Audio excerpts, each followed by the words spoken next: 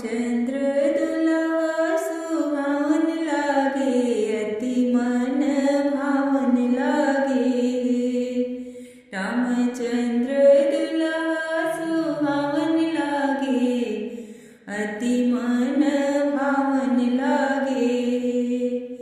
माई हे ना जानो माता के कोखे गुण, राम जी के पुरुषार्थे गुण है। माई हे ना जानो माता के कोखे गुण, राम जी के पुरुषार्थ गुण है। मथवा के मौरी सुहावन लागे, अति मन भावन लागे।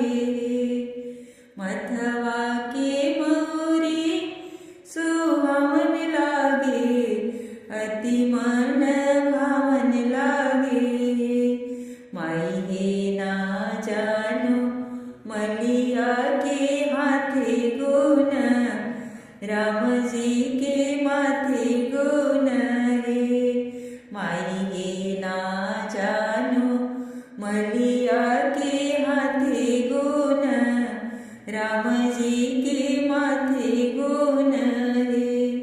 लीलरा के चंदन सोहावन लागे, अति मन भावन लागे। लीलरा के चंदन सोहावन लागे, अति मन भावन लागे। माई हे ना जानो विप्र के गुण, की राम जी के ललाटे गुण है। माई हे ना जानो विप्र के गुण, की राम जी के ललाटे गुण है। नैना कजरवा सुहावन लागे, अति मन भावन लागे। नैना कजरवा सुहावन लागे, अति मन भावन लागे। माई हे ना जानो माता के हाथे गुण, राम जी के नयन गुण है। माई हे ना जानो माता के हाथे गुण, राम जी के नयन गुण है। कमर पीतांबर सोहावन लागे, अति मन भावन लागे।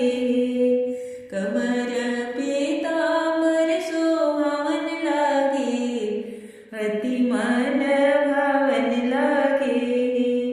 माई हे ना जानो बजजवा के हाथे गुण, राम जी के बदन गुण है। माई हे ना जानो दरजिया के हाथे गुण, राम जी के बदन गुण है। चरण महावर सोहावन लागे, अति मन भावन लागे। चरण महावर सुहावन लागे, अति मन भावन लागे। माई हे ना जानो नौआ के हाथे गुण, राम जी के चरण गुण है। माई हे ना जानो नौआ के हाथे गुण, राम